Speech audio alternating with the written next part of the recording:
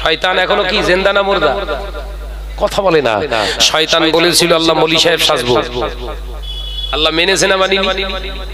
কথা বলে না তো। এখন কোন মলি সাহেব যদি সমাজের শরিয়াতের আমিষ সাজতে গিয়ে, পিস সাজতে গিয়ে যদি মহিলাদের দিয়ে তারানা গাইয়ে, তার মানে গজল গাইয়ে, কেরাত পড়িয়ে যদি আপনার ওই মলি সাহেবের গায়ে ফুল ছোড়া হয়, আপনি কি ভাবছেন ওটা মলি সাহেব না মলি সাহেবের সূরাতে আসলে শয়তান?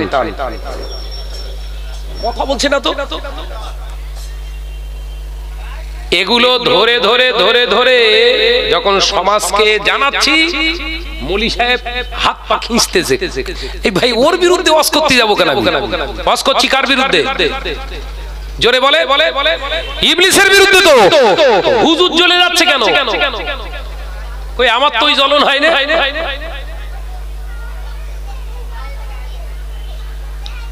সেই মনে আছে তো, ইবলিস বলেছিল আল্লাহ ছেলেরা, বাচ্চারা, পর্দার শিরা মা বোনেরা, আল্লাহ পাকের কাছ থেকে চাইলেন, আল্লাহ আমি ইবলিস চাই দুনিয়া জমিনে মাওলানা সেজে সেজে বক্তব্য দেব, ইমাম হয়ে ইমামতি করতে চাই, পীর হয়ে পীরত্ব ফলাতে চাই, আল্লাহ পাওয়ার আমাকে দিতে হবে। আল্লাহ পাক বললেন যা, এটাও মেনে নিলাম, কিন্তু জেনে রাখ সবার সূরা ধারণ করতে পারবি, আমার হাবিবের সূরা তুই ধারণ করতে পারবি না, কারণ আমার হাবিবই হলো আমার দোস্ত। পৃথিবীর জমিনে গোটা কায়নাতের জন্য আমার হাবিবের মতো আমি আল্লাহ কারোর মর্যাদা দিই না। একবার জোরে হবে না? সবার ঊর্ধ্বে সেই নবীর মর্যাদা, আর সেই নবীকে যদি বলি ভিখারির বাচ্চা,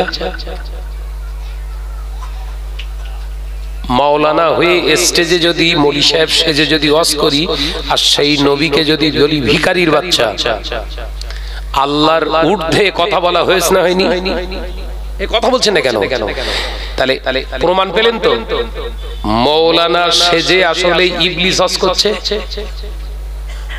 কথা বলে না তো, বুঝতে পারছেন না ওয়াজ না নাকি? ওয়াজ করছে কে? সূরাতে ইবলিস, আসলে মাওলানা। এইগুলো ধরে ধরে যখন সমাজে আপনাদের সচেতন করানোর চেষ্টা করছি, এক শ্রেণীর মোল্লা মলি সাহেবের খুব কলেজায় ঘা লেগেছে, ভাই ওয়াজ করছি ইবলিসের বিরুদ্ধে, আর মলি সাহেবের কষ্ট হচ্ছে। আবার তো কথা নয়, এ কথা ঠিক না বুঝতে বলেন? ও নজরেরা, মুরব্বিয়ানে করেরা, আরো দুটো একটা কথা বলে দি। হাদিস পাকের ভিতরে ছেলে আসলে আল্লাহ নবী পাক জবানে জানিয়েছে, হাদিস পাকের ভিতরে পরিষ্কার পাওয়া যায়, আল্লাহ নবী জানালেন একজন মহিলার সমস্ত দেহটাকে শুধু ঢেকে রাখার নাম পর্দা নয়, একজন মহিলার জবানের পর্দা আছে। জবানের পর্দা মানে আল্লাহ নবী জানালেন, ও আমার সাহাবীরা, আমি নবী জানিয়ে দিলাম, নারীরা কথা বলবে, নারীরা কথা বলবে, ওই কথার আওয়াজটা যেন ঘরের পাঁচিলের বাইরে না যায়, বেগানা পুরুষেরা যেন না শুনতে পায়।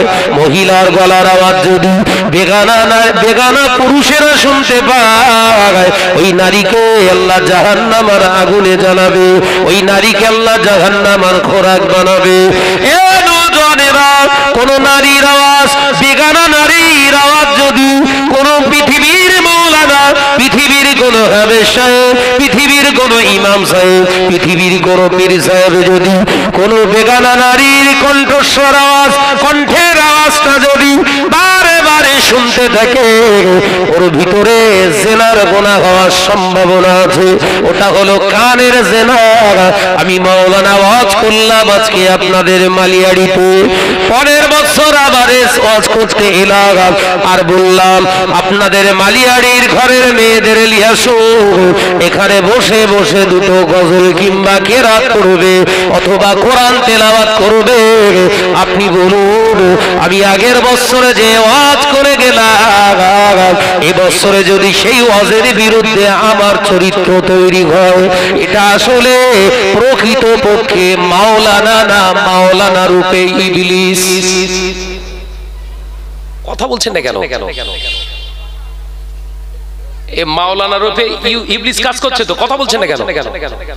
আগের বছরে রাসূলুল্লাহর হাদিস দিয়ে বুঝিয়ে গেলাম, মহিলাদের কণ্ঠস্বর বেগানা পুরুষদের শোনা হচ্ছে কিসের গুনাহ? কিসের গুনাহ? কানে জিনা। কিসের গুনাহ? কানে জিনার গুনাহ। ভাই আলহামদুলিল্লাহ হাদিসটা সহিহ, হাদিসটা সহিহ, কিতাবে এসেছে মহিলাদের কণ্ঠস্বর বেগানা পুরুষদের জন্য শোনা সম্পূর্ণ হারাম। এখন যদি আমি শাহনাজ আমার এই বছরে এসে বলি, কোচি তুই একটা কেরাত পড়, আচ্ছা কেরাত ছেড়ে দে, একটা গজল পড়, তাহলে আপনারা তো শ্রোতা, কথা বলছেন না কেন? আগের বছর শুনলেন হারাম, এবছর সেই হুজুর যদি এসে হালাল বানিয়ে দেয়, তাহলে জানতে হবে হুজুর না বলো, এর কাছে ওহী নাযিল হচ্ছে। কথা বলছেন না কেন? আমি কি ভুল বকতিস নাকি বলেন? এর কাছে ওহী এসেছে, জিবরাইল এসেছে, জিবরাইল মারাফত ওটা চেঞ্জ করে দিয়েছে আল্লাহ, নাউজুবিল্লাহ বলে। তাহলে আসলে মাওলানা রূপে কাজ করছে কে? এগুলো তুলে ধরলে বলছে আমাদের বিরোধিতা করছে। তুই কে? কোথাকার কে? দুটো আমরা ভাতে দে, তোর বিরোধিতা করে কি লাভ কি আমার? এ কথা বলছে না কেন? আমি শাহনাজ তো কথা বলবো আল্লাহর জন্য।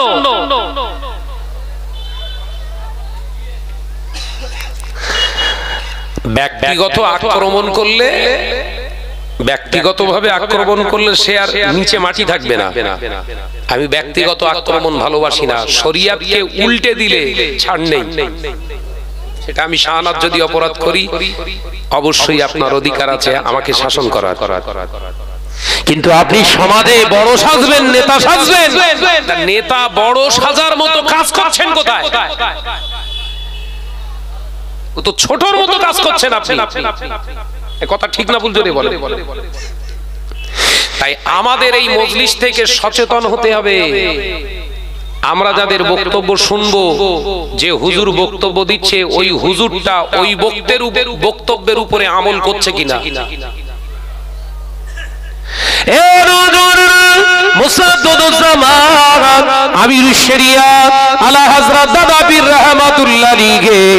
যে সময় আলেম হয়েছিলেন 19-20 শতাব্দীর মুজাদ্দিদ আল্লাহর মাহবুব বান্দা মুজাদ্দিদ জামান আবু বকর সিদ্দিক রাহমাতুল্লাহ আলাইহি, ওই সময়ে বহু আলেম সমাজে ছিল, হাজার হাজার আলেম ছিল। হাজার হাজার আলেম থাকার পরেও কেন দাদা পীর রাহমাতুল্লাহ আলাইহির ঘাটে সবাই বায়াত হয়েছিলেন? সবাই আলেম বলে, আমি নাম করছি, দেখেন কতগুলো আলেমের ভিতরে যে কটা নাম করছি শুনে দেখেন বা ভেবে দেখেন আলেম ছিলেন কিনা। মুশিয়ার আল্লামা রুহুল আমিন সাহেব রাহমাতুল্লাহ আলাইহি, যিনি শরীয়তের 25,000 কিতাব 18,000 নবীর হাদিস মুখস্থ করেছিলেন। আলেম, কথা বলছেন না কেন? আল্লামা শাহ সুফি নিসারউদ্দিন রাহমাতুল্লাহ আলাইহি, যিনি ইলমিয়াত অর্জন করেছিলেন কোথায়? দেহবন্দ বলে একটি মাদ্রাসা রয়েছে উত্তরপ্রদেশ ইউপিতে, যিনি শিক্ষা জীবনে ইলম সঞ্চয় করেছিলেন সেখান থেকে। একজন দেহবন্দের বড় মস্ত বড় একজন আলেম, শয় নয় হাজার হাজার কিতাব পড়ে যিনি আলেম হয়েছে, সেই মানুষটাও তো আলেম ছিলেন। তিনিও দাদা হুজুরের হাতে বায়াত গ্রহণ করেছিলেন। একবার জোরে হবে না? আরো জোরে বলুন সুবহানাল্লাহ। একটা দুটো নয়, 18টা ভাষায় যিনি কথা বলতে পারতেন, 13 থেকে 14টা ভাষায় যিনি এমএ করেছিলেন, তার নাম হলো ডক্টর শহীদুল্লাহ। ডক্টর শহীদুল্লাহ এত বড় হায়ার এডুকেটেড একজন মানুষ মুজাদ্দিদ জামানের হাতে কেন বায়াত হলেন? সুবহানাল্লাহ বলবেন। যার নাম করছি সব আলেম তো নাকি? এনারা কি শরিয়াত কম বুঝতেন? এই মানুষগুলো তো একা একা নিজের জীবন চালনা করতে পারতেন। কেন আবু বকরের হাতে হাত দিতে গেলেন? আসলে ইলম থাকলেই যে সে আল্লাহ এবং রাসূলকে খুঁজে পাবে, আসলে এটা ঠিক অ্যাপ্রোপ্রিয়েট নয়। কেন? ইলমের সঙ্গে সঙ্গে যতটুকু ইলম সঞ্চয় করেছে তার উপরে যদি তার জীবনটা ইস্তেকামাত না দেয়, দৃঢ়তার সঙ্গে আমলিয়াতের জিন্দেগি না বানায়, ওর ইলমিয়াতের এক পয়সা দাম নেই। কথা বুঝতে পারছেন না? এইগুলো সমাজকে জানাচ্ছি, এক শ্রেণীর আলেমের রাগ হচ্ছে। তা হলো হক কথাটা জানাবো, তা তুই আমারে যা বলিস আর যা করিস করিয়ে যা। আমার লক্ষ্য দুনিয়ার সমাজের বুকে বড় হুজুর হওয়া নয়। আমার লক্ষ্য আমার ভাইরা বড় কষ্ট করে মেহনত করে আমাদেরকে দাওয়াত দিয়েছে, এদের হক যেন নষ্ট না হয়। দাওয়াত বাড়ার জন্য আল্লাহর কসম, যদি এই নিয়েতে আজকে মালিয়াড়িতে জলসায় এসে থাকি, আল্লাহ জানো রাস্তাঘাটে শিয়াল কুকুরের মতো মৃত্যু দান করে। জলসা বাড়ার জন্য আমি কোন স্টেজে বক্তব্য দিই না। আমার মূল মানে মাকসাদ থাকে, উদ্দেশ্য থাকে, জাতি তথ্যটা যেন সঠিকটা পায়। কথা বুঝতে পারছেন না? এই মসজিদে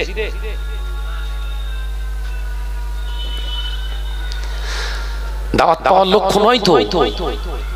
আপনারা আমাদেরকে ভালোবেসে দাওয়াত করেছেন শরিয়াতটাকে মূল্যায়ন করার জন্য, ছেড়ে যাওয়া জিনিসটাকে ধরে নেওয়ার জন্য, তাই তো নাকি? হালাল হারাম বোঝার জন্য, আদেশ নিষেধ জানার জন্য, চলবে না এটাকে জাস্টিফাই করার জন্য আলেমরা এসেছে। এ কথা ঠিক না ভুল জোরে বলে? তা সেগুলো যদি বাদ দিয়ে শুধু কাহিনী ধুনে যায় আর পরে সমালোচনা করি, তাহলে ওয়াজ করলুম কখন? আমি যে কথাগুলো বলছি এই আদেশ নিষেধ হালাল আর হারামের ভিতর দিয়ে কিন্তু কথা বলছি। ও নজরের যুবকেরা, ছেলেরা, বাচ্চারা, পর্দার শিনা মা বোনেরা, আল্লাহ নবী পাক জবানে জানালে, ও আমার সাহাবীরা, আমি নবী জানিয়ে দিলাম আমার উম্মতেরা নামাজ আদায় করবে, রোজা আদায় করবে, হজ আদায় করবে, যাকাত আদায় করবে। আমার উম্মতেরা দাড়ি রাখবে, টুপি পরবে, উম্মতেরা বড় বড় মসজিদ বানাবে, আমার উম্মতেরা মসজিদ ভর্তি নামাজ আদায় করবে, মুসল্লি ভর্তি হয়ে যাবে মসজিদে। কিন্তু আল্লাহকে ভয় করনেওয়ালা মুসলমানের অভাব হয়ে যাবে। আল্লাহ নবী সাহাবীরা প্রশ্ন করলেন, ইয়া রাসূলুল্লাহ, ইয়া হাবিবাল্লাহ, হুজুর তার কারণটা কি? আল্লাহ নবী বললেন, অলির রিবা, তার কারণ হয়ে যাবে সুদ। কি বললে? আমার উম্মতেরা এত সুদের দ্বারস্থ হবে, ঘরে ঘরে সুদ পৌঁছে যাবে। শুরু হয়েছে না হয়নি? নামাজ আদায় করে, রোজা আদায় করে, হজ করেছে, যাকাত আদায় করে। খোঁজ নিয়ে দেখুন ওই মুসলমানের বাড়ি ঘরের মেয়েটা বোরখা পরে বন্ধনের টাকা নিতে যায়, নামাজ পড়ে, রোজা করে, হজ করেছে, যাকাত দেয়, ঘরের মহিলাদের পর্দা নশিনা করে রেখেছে। কিন্তু খোঁজ নিয়ে দেখেন সুন্দর আলিশান ঘর বানিয়েছে হোম লোনের মাধ্যমে, যেটা খারাপ। খোঁজ নিয়ে দেখুন নামাজ আদায় করে, রোজা আদায় করে, বিরাট বড় বড় প্রতিষ্ঠানের সঙ্গে যুক্ত আছে। খোঁজ নিয়ে দেখুন ঘরের মহিলাদের হেজাবে রাখে না। ঠিক বলিস না ভুল বলিস? জোরে বলে। বোরখা গায়ে দেওয়ার নাম শুধু পর্দা নয়, বোরখা গায়ে দেওয়ার নাম শুধু পর্দা নয়। ও পর্দা নাশিনা মা ও বোনেরা, বোরখা পরা, বোরখাটা হলো একটা লেবাস, একটা ড্রেস, ড্রেস, একটা লেবাস, ওটা তুই পরতেও পারিস নাও পরতে পারিস। শরীয়তের বিধান হলো তোমার গায়েতে এমন একটা কাপড় জড়াও, এমন একটা কাপড় জড়াও গোটা শরীরটাকে ঢেকে রাখবে। পাশাপাশি বেগানা পুরুষ যেন তোমার প্রতি আকৃষ্ট না হয়। তার সাথে সাথে তোমাকেও সচেতন হতে হবে, তোমার চোখকে অবনত করতে হবে। তুমি বোরখাও পরো আবার মোবাইলে সিনেমা দেখো, তুমি বোরখাও পরো আবার হিন্দি গানের পাগল হও, ওটা তোমার জন্য পর্দা হলো না, ওটা তোমার গোপাল জর্দা। কি বলেছি বাপ? বলো বলো বলো। ওটা পর্দা না, ওটা হচ্ছে জর্দা।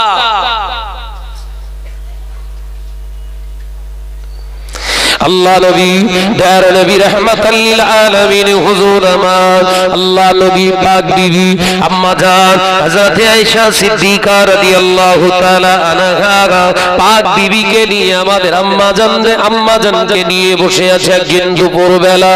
হঠাৎ দেখতে পাওয়া যায় আল্লাহ নবী বললেন, আয়েশা ওই দেখো আমার সাহাবী আসছে, আমার অন্ধ সাহাবী আসছে, তুমি পর্দার আড়ালে চলে যাও, অন্ধর মহলে চলে যাও। আম্মা জান হযরতে উম্মে সালামা রাদিয়াল্লাহু তাআলা আনহার একজন আত্মীয়, হুজুর আমার অন্ধ। আল্লাহ নবী বললেন, আয়েশা ও বিবি আয়েশা পর্দার আড়ালে চলে যাও, অন্ধর মহলে চলে যাও। আম্মা জান হযরতে আয়েশা সিদ্দিকা রাদিয়াল্লাহু তাআলা আনহা বললেন, ইয়া রাসূলুল্লাহ ইয়া হাবিবাল্লাহ, হুজুর আপনার ওই সাহাবী তো অন্ধ, চোখে দেখতে পান না। হুজুর তাহলে আমি এখানে চুপটি মেরে বসে যদি থাকি, মুখে জবানে যদি আওয়াজ না করি, অসুবিধা কোথায়? আল্লাহ নবীর চেহারা মোবারক লাল হয়ে গেল। আল্লাহ নবী বললেন, আয়েশা তুমি এই মুহূর্তে যদি পর্দা নাশিনা না হও, এই মুহূর্তে যদি অন্ধর মহলে না যাও, আমি রাসূলুল্লাহ ঘর ছেড়ে চলে যাব। সুবহানাল্লাহ বলবেন না? একবার জোরে বলবেন না? নবীর বিবি বিশ্বনবীর পাক বিবি আম্মা জান হযরতে আয়েশা সিদ্দিকা রাদিয়াল্লাহু তাআলা আনহা রাসূলুল্লাহ আদর করে ডাকতেন, ও আমার আয়েশাতুল হুমারা, ও আমার টুকটুকি বিবি। তাহলে কত যত্নের জিনিস ছিল। কথা বলছেন না কেন? সেই নবী, সেই বিশ্ব নবী নিজের স্ত্রীকে বললেন, আড়ালে চলে যাও, আমার অন্ধ সাহাবী আসে। কানা না বলো, কানা মানে দেখতে পায়, ও সকাল বিকাল রাত দিন বোঝে। আর অন্ধ মানে টোটাল সমান। কথা বলছেন না কেন? টোটালটাই সমান। বিশ্ব নবীর অন্ধ সাহাবী আসছে, তাহলে তো পর্দার আড়ালে যাবার কোনো প্রশ্নই নেই। মজার বিষয় এখান থেকে পাবেন।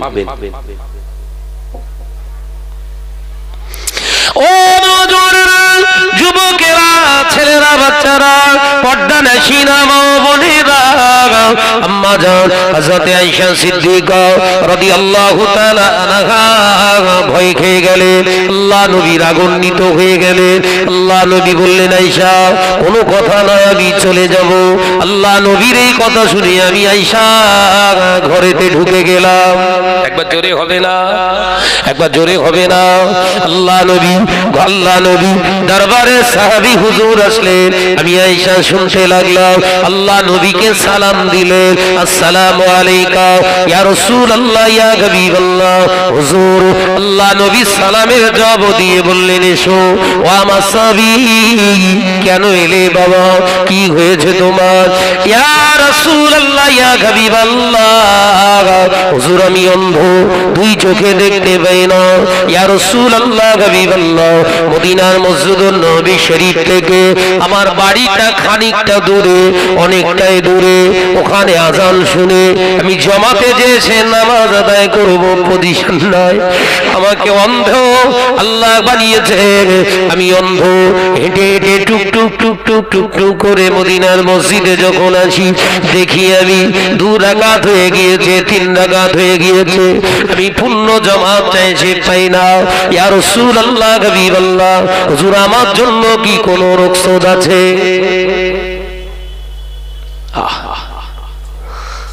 হুজুর আমি ওখান থেকে বাড়ি থেকে আস্তে আস্তে আস্তে আস্তে অনেক কষ্ট করে আমি আসি, হুজুর আমার জন্য কি কোনো ছাড় আছে? আমি তো অন্ধ। বিশ্বনবী বললেন, ছাড় তো থাকার কথা, তুমি যে সাহাবী অন্ধ, ছাড় তো থাকার কথা। তবে সাহাবী, আমি তোমাকে জিজ্ঞাসা করছি, তুমি আযান শুনতে পাও? এই শুনছেন তো? নবী আমার দিন ও দুনিয়া বাদশাহ হাবিবুল্লাহ নবী জনাবে মুহাম্মদুর রাসূলুল্লাহ সাল্লাল্লাহু আলাইহি ওয়াসাল্লাম জিজ্ঞাসা করলে, ও আবা সাহাবী, বাবা তুমি আযান শুনতে পাও? মসজিদের আযান কি তোমার কানে আসে? হায় ইয়া রাসূলুল্লাহ, হাবিবাল্লাহ, আমি আযান শুনি, শুধু আযান শুনি না, আযানেরও জবাব দিয়ে থাকি। একবার জোরে হবে না? আযানটা শুধু শুনি না ইয়া রাসূলুল্লাহ, আমি আযান শুনে আযানের জবাবও দিই। সুবহানাল্লাহ বলে। আজকে মুসলমানের আযান হলে গল্পে ব্যস্ত। এই সোনার মানিকরা সবাই কি করতেছে? কমিটি ডিস্টার্ব হচ্ছে। আমরা আযান শুনে জবাব দেই তো? দেন। আযান শুনে যদি জবাব না দেন, কাবিরা গুনাহ হবে। বলো, আপনার এলাকার মসজিদের আযান হলে আযানটা কানে আসলেই আপনি আযানের জবাব দেবেন, কারণ আযানের জবাব দেয়া হলো ওয়াজিব। ও নজরেরা, যুবকেরা, ছেলেরা, বাচ্চারা, পর্দার শিনা মা বোনেরা, আল্লাহ নবী দয়ার নবী রাহমাতাল লিল আলামিন বললেন, বাবা সাহাবী, ও আমার সাহাবী রে, তুমি আযান শুনতে পাও? হায় ইয়া রাসূলুল্লাহ, হাবিবাল্লাহ, হুজুর আমি আযান শুনতে পাও। আল্লাহ নবী বললেন, বাবা সাহাবী রে, আযান যেহেতু কানে শুনতে পাও, মসজিদে এসে নামাজ পড়া লাগবে। জোরে বলুন না, একবার জোরে হবে না? অন্ধের জন্য যদি মসজিদে আসা শরিয়াতের হুকুম হয়ে থাকে, আমরা যারা চৌকলা, বাড়ির পাশে মসজিদ, মসজিদের কোনো খোঁজ খবর নেই, পাঁচ ওয়াক্ত, মার বাড়বে না কমবে? কথা বলে না তো। আজকে আমাদের ভারতবর্ষে ওয়াকফ বিল নিয়ে বিরাট আপনার তোলপাড় হচ্ছে। ওয়াকফ বিল, ওয়াকফে লিল্লাহি যারা দান করে গেছে, আমাদের পূর্বপুরুষেরা অর্থ ধন সম্পদ দান করে গেছে, গচ্ছিত রেখে গেছে। কি আমার আওলাদেরা, আমার বংশের মানুষেরা, আমার কওমের মানুষেরা এই অর্থটা, এই সম্পদ থেকে তারা যেন তাদের বাচ্চা ছেলে ফুলার দিকে তারা সাহায্য নিতে পারে, এই চিন্তা নিয়ে তারা একটা সম্পদের বিরাট অঢেল দানের একটা পাহাড় সমপূর্ণ একটা রেখে গেলেন। আজকে সেই সম্পত্তি, মুসলমানের সেই ওয়াকফ সম্পত্তিটাকে কেড়ে নেয়ার জন্য বিভিন্ন প্রসেসিং করে কেন্দ্রীয় সরকার তারা বিল এনেছে। ইংরেজ সরকার পর্যন্ত দিকে তাকায়নি। আজকে আমাদের সেই বাপের পৈতৃক সম্পত্তির উপরে হস্তক্ষেপ মারার জন্য নতুন করে পার্লামেন্টে বিল পাস করার চেষ্টা করছে, পাস করানোর চেষ্টা করছে। কারণ কি? এই কারণ কি? মোদী সরকার তো খারাপ ধরে নিলাম, বিরাট খারাপ, বিরাট খারাপ। আমরা নিজেরা ভালো তো। কথা বলছেন না কেন? ওরকে তো বিরাট হদ্দ ধোনা ধুনে দিলুম। আয়নার সামনে দাঁড়িয়ে আমরা আমাদের বিবেককে একবার প্রশ্ন করে দেখেছি, প্রকৃতপক্ষে আমরা ভালো জায়গায়, ভালো দাবিদার, এ জায়গায় আমাদের স্থান আছে কি? আমরা অন্যের বিচার করি, চোর চুরি করার বিচার করে।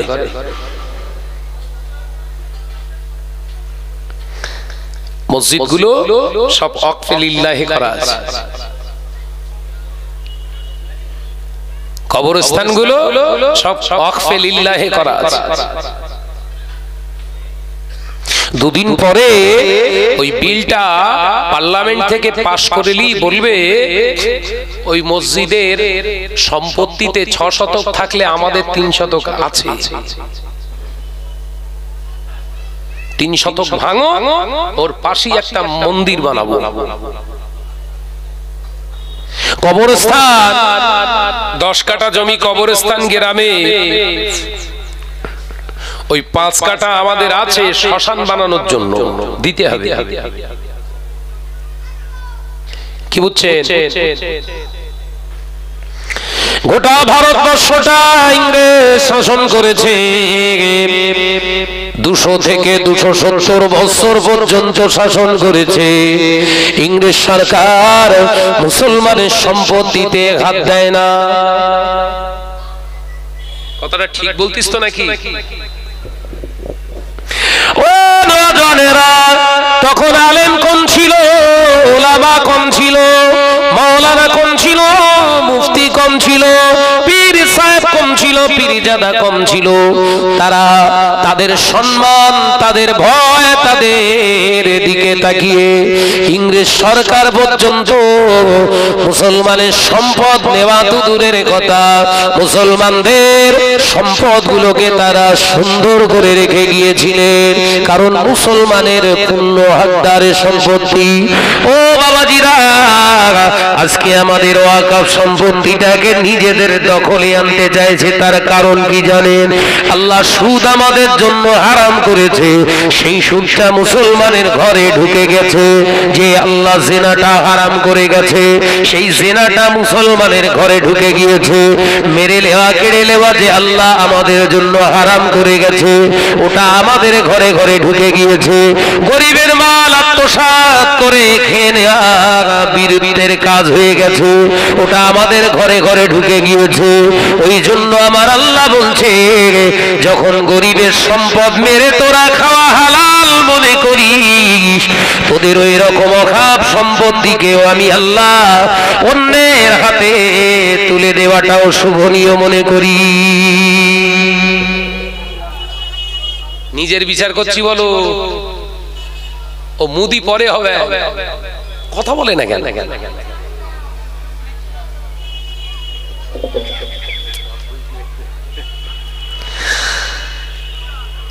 আত্মসমীক্ষা করুন, নাজাত পাবেন। আত্মসমালোচক, রাসূলুল্লাহ বললেন আত্মসমালোচনাকারী জান্নাতে যাবে। একবার জোরে বলুন, জোরে হলো না যে? আরেকটু ঝেড়ে মারেন। পর সমালোচনাকারী, পর সমালোচক, নিন্দুক, এরা জান্নাতে যাবে না। কতদিন? যার বিরুদ্ধে নিন্দা করেছো ওই ব্যক্তিটা যতদিন না তোমার ক্ষমা করবে।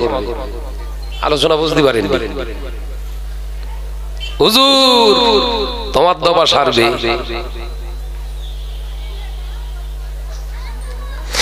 ও নওজওয়ানেরা, যুবকেরা, ছেলেরা, বাচ্চারা, পর্দারা সিনা মা বোনেরা, আল্লাহ নবী জলিল কদর সাহাবী আমাদের আম্মা জান হযরত আয়েশা সিদ্দিকা রাদিয়াল্লাহু তাআলা আনহা বর্ণনা করে, সাহাবী হুজুর উত্তর পেয়ে গেলেন, আল্লাহ নবীকে সালাম দিয়ে আবার তিনি অন্ধ সাহাবী, তিনি চলে যাচ্ছেন। আমি আয়েশা ঘরের ভিতর থেকে বেরিয়ে এলাম, আল্লাহ নবীকে সালাম দিলাম। দয়ার নবী রাহমাতাল লিল আলামিন আমার সালামের জবাব দিলে আমি আমার নবীকে শান্ত মেজাজে প্রশ্ন করলাম, ইয়া রাসূলুল্লাহ, হাবিবাল্লাহ, হুজুর বিয়াদবি নেবেন না, হুজুর আমার জানতে মন চায় আপনার সাহাবী তো অন্ধ, তাহলে আমাকে কেন পর্দার আড়ালে যেতে বললেন? আলোচনা বুঝছেন তো? আপনার সাহাবী তো দেখতে পায় না, তারপরেও আমাকে আপনি ভিতরে যেতে বললেন। হুজুর বিয়াদবি নেবেন না, আমার জানতে ইচ্ছা যায়। আল্লাহ নবী বললেন, আয়েশা ও বিবি আয়েশা সিদ্দিকা রাদিয়াল্লাহু তাআলা আনহা, শুনে নাও, আমার সাহাবী তো অন্ধ, আল্লাহ তোমাকে তো অন্ধ বানায় না। একটা পুরুষের চোখে যেমন আল্লাহ পর্দা লাগাতে বলেছে, একটা পুরুষের চোখকে আল্লাহ যেমন পর্দা করা ফরজ বানিয়ে দিয়েছে, একজন নারীর চোখে ও পর্দা করা হলো ফরজ। একবার জোরে হবে না? ফিরে আসেন এবার।